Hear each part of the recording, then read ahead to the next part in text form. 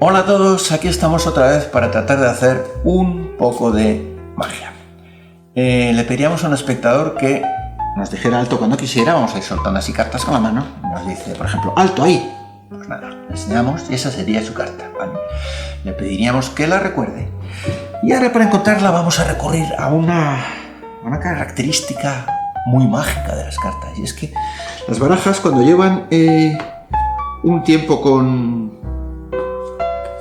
el mago, pues llegan a tener tal comunicación, ¿no?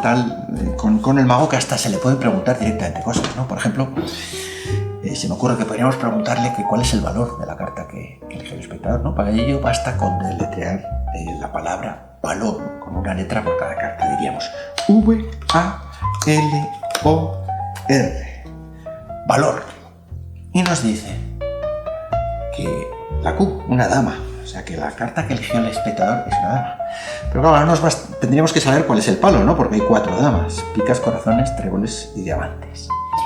Así que podríamos decir, por ejemplo, P-A-L-O, que es palo. Y nos dice que picas, ¿no? De forma que ya tenemos una Q de picas, ¿no?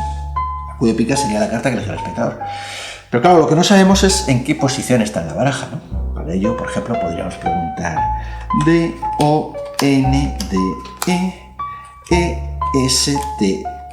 ¿no? Que es ¿dónde está?, ¿no? Y nos dice que tras la 10ª carta.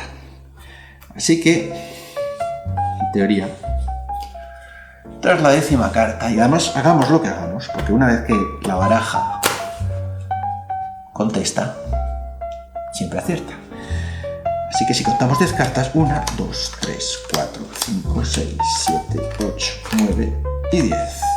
A continuación debería estar, efectivamente, la dama de picas, la carta que elige el espectador. Pero no solo eso, sino fijaos lo sabia que es la baraja, que desde el principio sabía que se elegiría una dama, y no solo eso, sino que el palo sería el de picas.